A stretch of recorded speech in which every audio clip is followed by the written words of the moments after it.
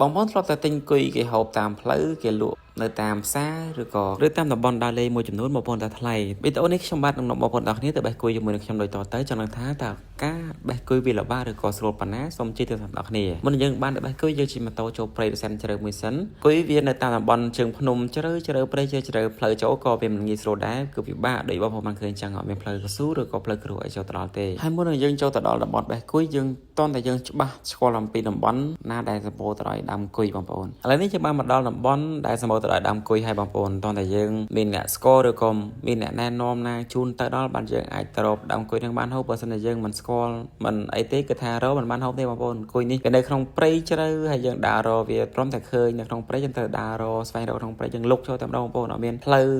ដើរឬក៏ផ្លូវគួយទេបងប្អូនយើងលុកចូលព្រៃតែម្ដងយើងឃើញបេះតែម្ដងហើយដើមគុយអត់មានដើមធំអីណាទេគឺដើមវាវហើយវាឡើងតាមដើមគេទេហើយដល់ពេលដែលយើងឡើងបេះយើងឡើងដើមគេបេះវាទៅហើយមីងរបស់ខ្ញុំកំពុងតែបេះគុយនេះយើងដើរស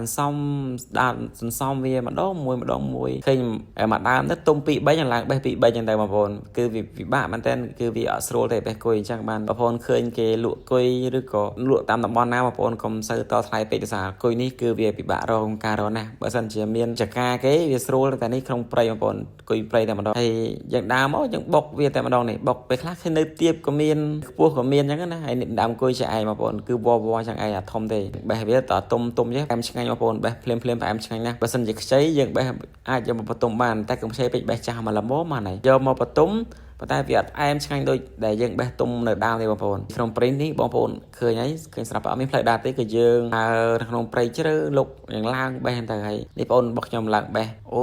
ខ្លួនស្រីបងប្អូនតែអត់ចេះខ្លាចព្រៃទេគេខ្លួនអាសាតែគាត់គឺជានារីរឹងមាំបងប្អូនគាត់ស្គាល់ច្បាស់អំពីព្រៃបងប្អូននេះផ្លែគួយឆ្អែតបងប្អូនស្អាតខ្ជូតមែនតើបងប្អូនបេះមកភ្លាមចេះវាថ្មីបងប្អូនអត់មានមើលទុកយូរទៅវាមានជាប់អីទេហើយបងប្អូនខ្ញុំបេះគឺវាមានតាមធំតាមតូចអញ្ចឹងណាបងប្អូនហើយយើងបេះភ្លាមយើងហូបភ្លាមមកក្នុងព្រៃគឺថាជាតិមែនតើបងប្អូនឆ្ងាញ់ណាផ្អែមឆ្ងាញ់ហ្មងដូចឯនេះពេលយើងបេះមកយើងភ្លក់នៅយើងបុកអំបិលបុកអីទៅយើងបេះយើងភ្លក់នៅក្នុងព្រៃស្រាប់តែម្ដងអូសបបងប្អូនទៅទាំងលោកទាំងមកសក់ទៅបេះដោយសារតែចង់ទៅស្គាល់ដើមគុយនឹងយ៉ាងម៉េចចឹងណាបងប្អូននៅព្រៃហ្នឹងដឹងតែភាពលំបាកនៃការរកគុយនឹងមិនចឹងធ្លាប់តែទិញគេណានេះយើងបេះបានមកហើយបងប្អូនខ្ញុំថាបេះគុយហ្នឹងអត់យកទៅណាទេចាប់គាត់កាន់គាត់យកផ្ទាំងម៉ែក្មេករបស់គាត់ម៉ែក្មេកគាត់ដឹងណាទេខ្ញុំអត់តន់ដឹងដែរហើយអាម៉ានទៀតនោះគាត់ថាឲ្យយកទៅហើយនេះមានមេខ្យល់មានអីគាត់នាំទៅបានមីងគាត់នាំទៅមានបងប្អូនគាត់នាំទៅបងប្អូននេះគុយបេះមកសរុបមកវាឃើញព្រៃធំចឹងបងប្អូនយើងបេះមិនមែនដើរទៅដល់បេះណាយើងដើររទៀតហើយមានខ្ចីមានទុំចឹងណាហើយមិនខ្ចីនឹងហៅចាស់មកល្មមយើងទុកវាមកយប់យើងអាចទុំហើយវាទុំហើយគាត់ថាពេលវាទុំវាអត់សូវផ្អែមឆ្ងាញ់ដូចអាទុំពីដើមមកហ្មងទេវារៀងជូររៀងល្វីងនេះសិតមុខអ្នកបេះគុយបងប្អូនថាសប្បាយណាថ្ងៃក្រោយមកទៀតហើយគុយវាផ្លែតែខែ3ខែ4នេះទេបងប្អូនវាទុំតែខែ4នេះទេវាសបោខែនេះប៉ុន្តែតោះតែយើងដើររកក្នុងព្រៃយ៉ាងនេះយើងយកទៅទាំងអស់ទាំងចាស់ទាំងទុំយើងយកទៅផ្ទះហើយនេះសរុបសេចក្តីបងប្អូនអ្នកបេះប៉ុណ្ណឹងឯងមានទាំងស្រីទាំងប្រុសមានទាំងស្រីស្អាត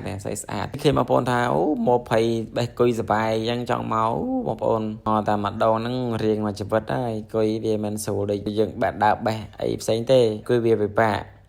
ដល់អ្នកធ្លាប់បេះគុយបានដឹងថាបាក់មកបងប្អូននេះវានៅវាស្អាតបងប្អូនមកចកោ100គុយវាដល់សារយើងបេះមកទាំងចកោយើងកាច់វាទាំងតងមកស្អាតទាំងចងវាយើងបេះហើយយើងរៀបចំទៅវិញដោយសារតែយើងហត់ហើយក្តៅណាស់បងប្អូននៅខែ4នោះមេឃបេះនេះមិនមែនបេះយកមកលក់អីទេបងប្អូនបេះហូបទេដោយសារយើងចង់ដឹងចង់ស្គាល់ហ្នឹងយើងបបួលគ្នាតែបេះមួយថ្ងៃដែរតែយើងទៅនេពេកចង់ដើរលេងផងទេបងប្អូនវីដេអូមានតែប៉ុណ្ណឹងបងប្អូនអរគុណច្រើន